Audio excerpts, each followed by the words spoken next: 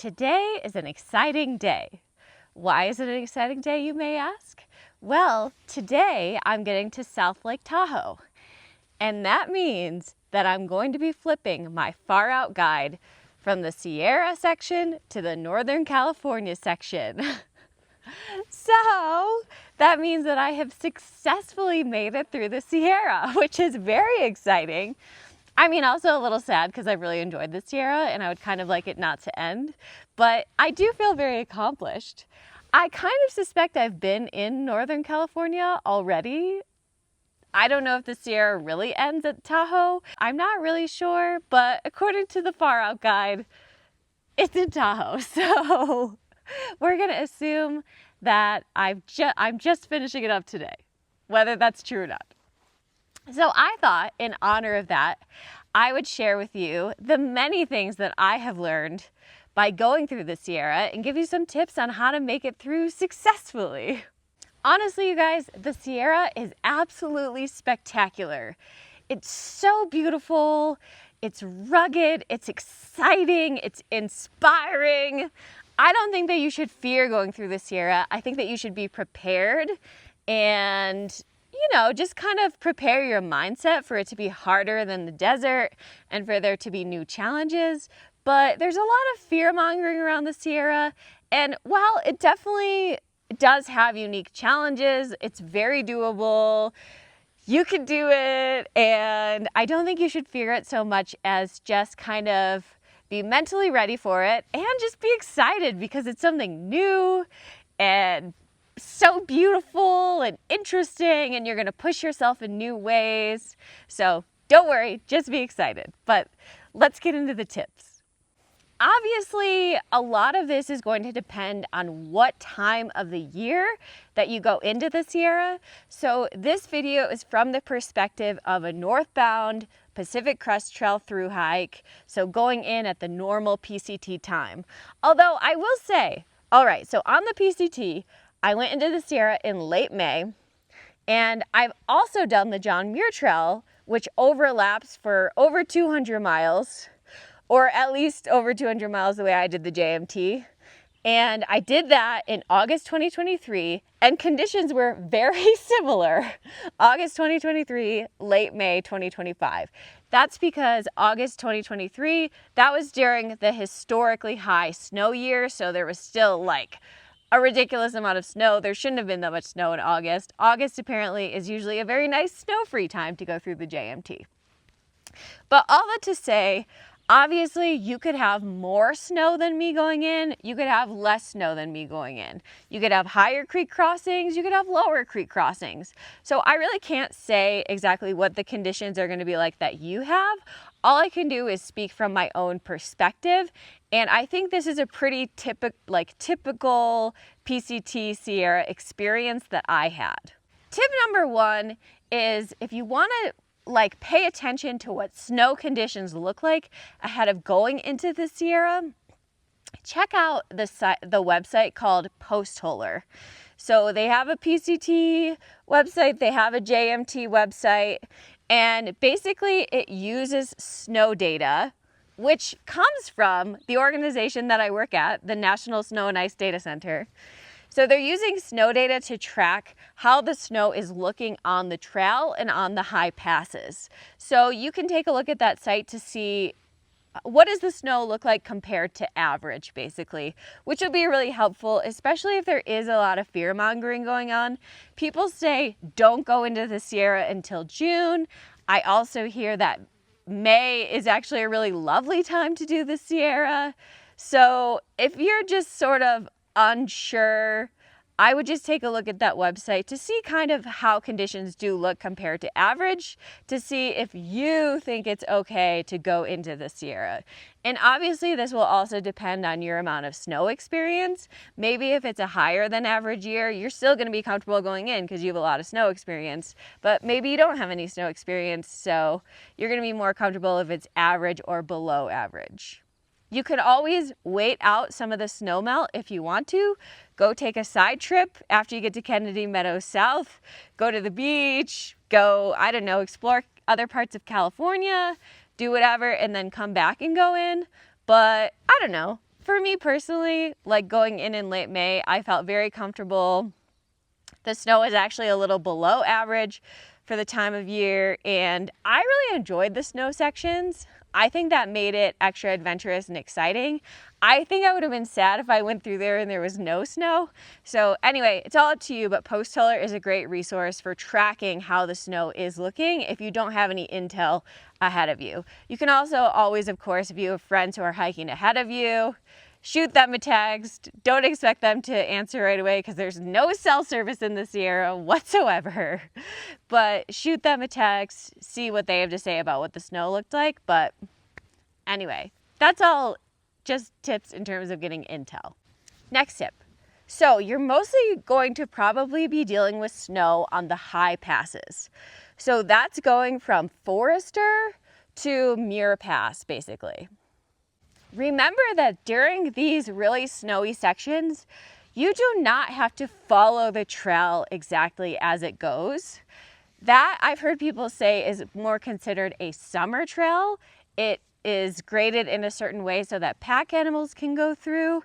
It's not necessarily going to be the best route to go through when everything is covered in snow. So if you're using an app like Far Out or Gaia or something else to track where the trail is, I would just recommend kind of looking ahead to see where the trail goes and then finding your own route that you find to be the most safe and secure and comfortable, and taking your own route to get to where the trail eventually leads. So you might be on the top of a pass and the actual trail goes in a way that you think maybe looks too steep or too dangerous. Well, don't go that way. Figure out where in the distance the trail is going, and you're gonna wanna aim for that direction, of course, but you don't have to follow the trail as it is. You can take, a less steep route. You can scramble down some rocks. You could scramble up rocks if you're going up the pass. You don't necessarily have to follow the trail as it is, and it will really help you if you know how to look at those apps and see where exactly the trail is going and look ahead of you so that you can just say, it doesn't matter if I'm following it now, I can just eventually get back to it. On that note, if you are going through when it is snowy, if you're taking in an ice axe, know how to use that ice axe. Practice with it ahead of time. If you're going to glissade, make sure you know how to stop yourself when you're glissading. Make sure you have, if it's snowy, you're going to want to bring in micro spikes. If it's a high snow year or you're going in early, you might even want to use crampons. But I'm not really experienced with crampons. I can't speak to that too much, but I would say it was really helpful for me to have micro spikes. I think I could have gotten away with no ice axe, but it was a nice safety item to have. So, but definitely practice with those things before you get to the high passes. And on the glissading can be really fun. It can be an efficient way to get down the mountain, but do not glissade if there are rocks below. I heard of someone on Mather Pass breaking their leg because they glissaded straight into a rock. And I think I know exactly where it was. I saw the glissade track. I did not take it. I scrambled down some rocks instead because I was like, I'm not going to glissade and be at risk of not being able to stop before I hit that rock. So just be smart about it. Be aware of your surroundings. Just because there is a glissade track doesn't mean you should take it. Know how to stop if you're going to take it. And just keep in mind, you can make your own route. You don't have to follow what other people have done. You can go your own way. And on that note, my next tip is do not blindly follow the boot track. You do not know who the people are in front of you, what their experience level is. You don't know if you're going to be comfortable doing the same things that they're comfortable with. On Muir Pass, I saw a boot track go straight up a creek. And I can tell you, that snow was melting out super fast. It was only a matter of time before that snow bridge crumbled and somebody ended up straight down in the creek. So you are in charge of your own self, your own route, keeping yourself safe, keeping yourself dry if you can, keeping yourself happy.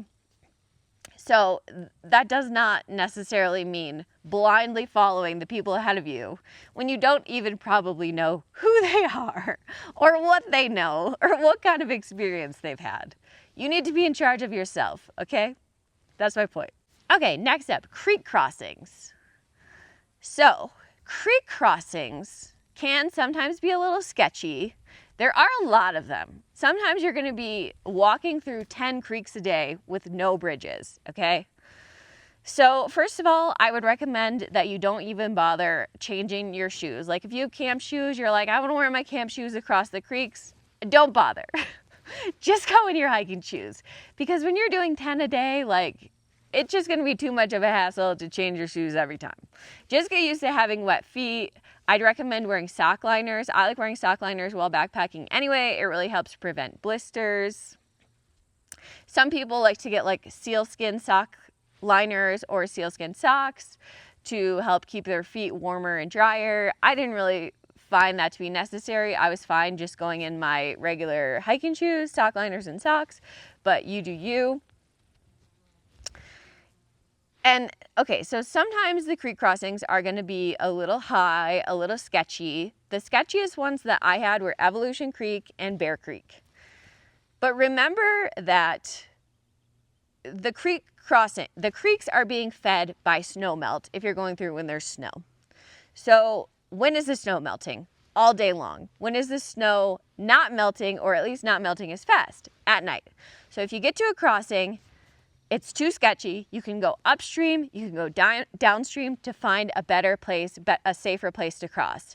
If you still can't find one, wait until the morning to go. Camp there, go the next morning, because odds are that creek is going to be a lot lower in the morning than when you first got to it, especially if it was in the afternoon or evening. Best practice says that you should unclip your backpack before you cross any creeks. I don't always do this. I only do it if I think that that creek could take me down, and if it took me down, it could sweep me down somewhere. So definitely on the sketchier crossings, I do that. I don't do it on creek crossings that I don't think are sketchy. And the reason for that is that unclipping my backpack really throws off my balance. I've heard a lot of other people say this. And so it's just easier and more efficient for me not to unclip the backpack, but definitely on the crossings where I think that possibly there could be some danger, I do unclip. Obviously, that's a personal decision, but I would encourage you to be obviously as safe as possible.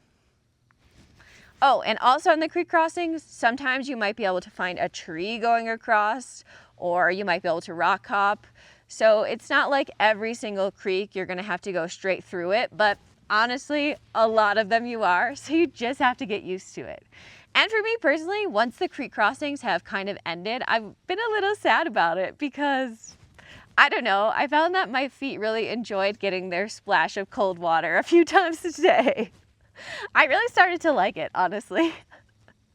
Next up, your resupply points. So generally from Kennedy Meadows South, these are going to be your different resupply points. You can go into Lone Pine if you want to through Horseshoe Meadows. I didn't, but that's actually where I started my JMT through hike, and I think the options are pretty good.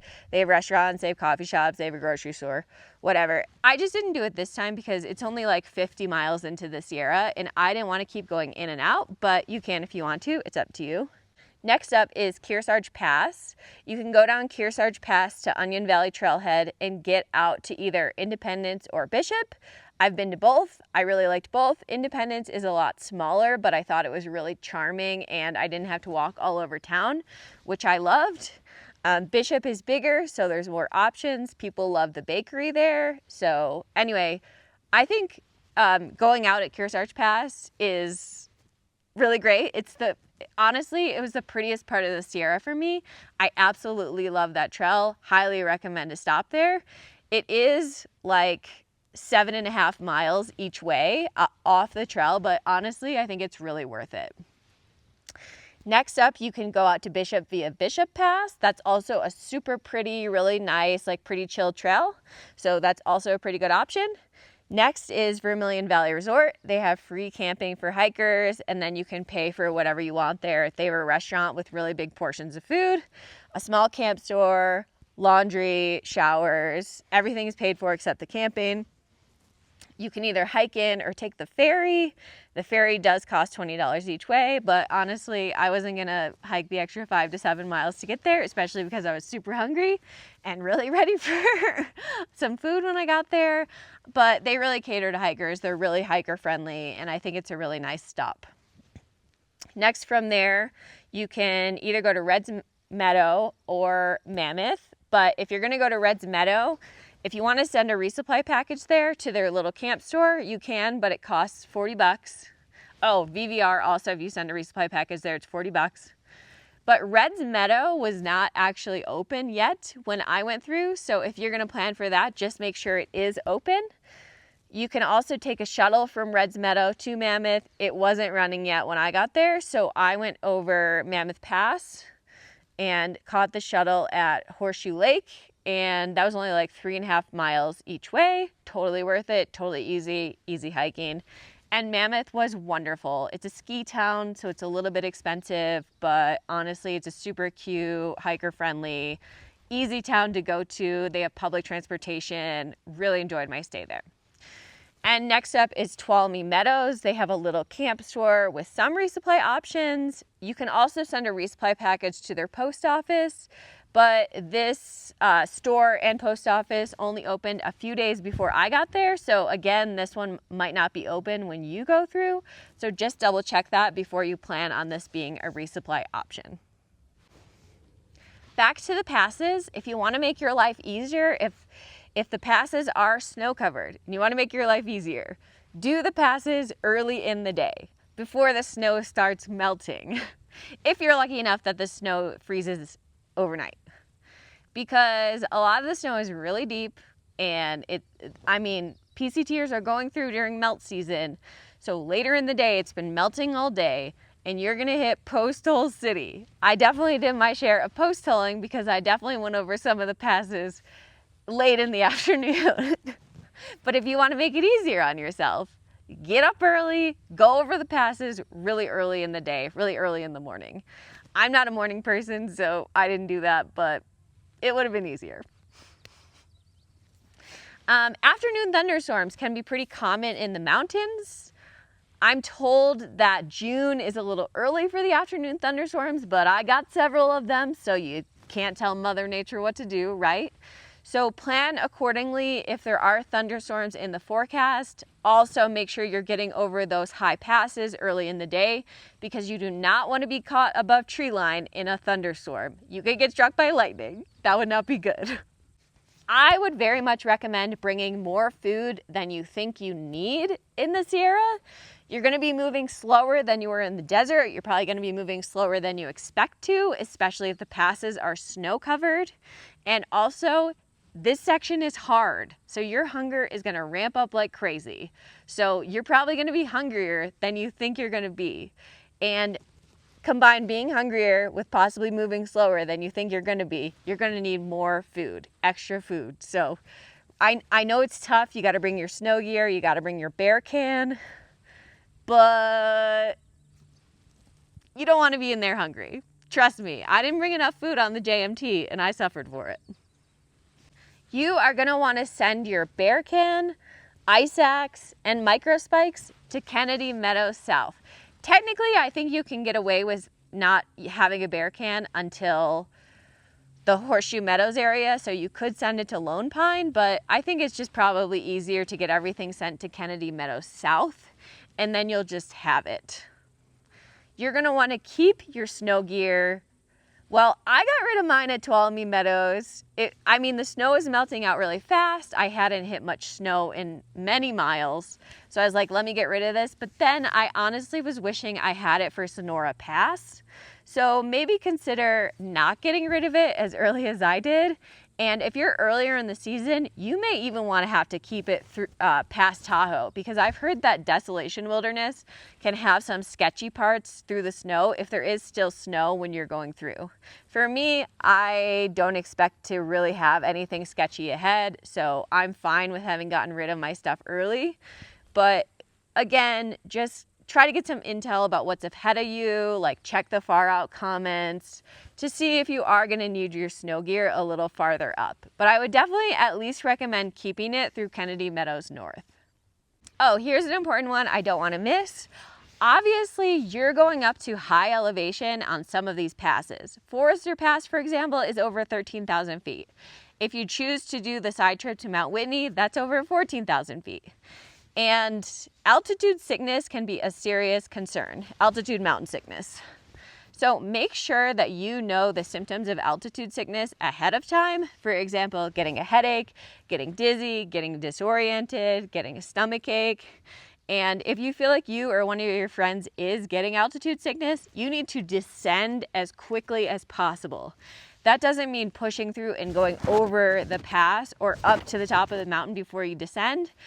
This could lead to serious illness or even death. So make sure that you are taking altitude sickness seriously and you are descending as fast as possible if you start feeling those things. I heard a story about how a year or two ago, a young woman in her early 20s actually died going over Forester Pass because she tried to push through.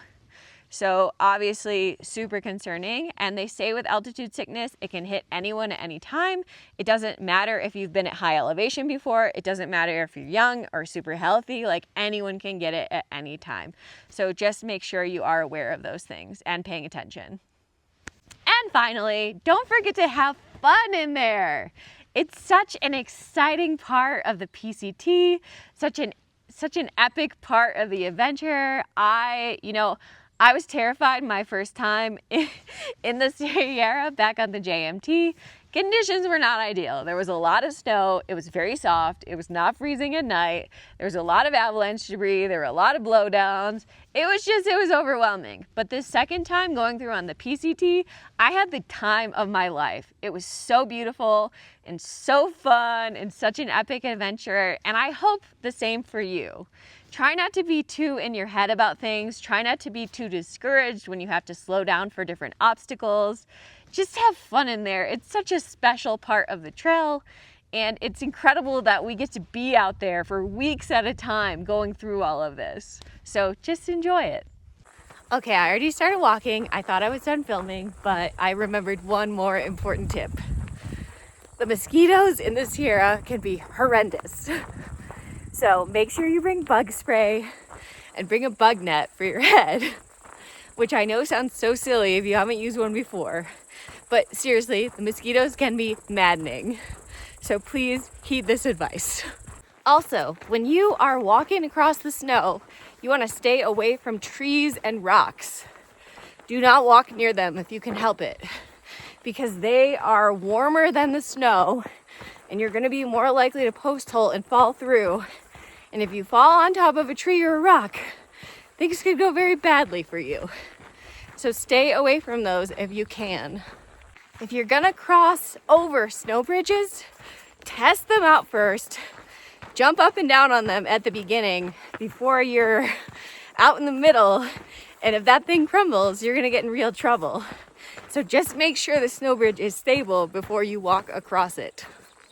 Especially if what's below that snow bridge is a raging creek or a deep ravine or something like that that could really get you into trouble. So anyway, those are my tips for the Sierra. I hope you found them helpful, and I hope that when you get in the Sierra yourself, you have the time of your life.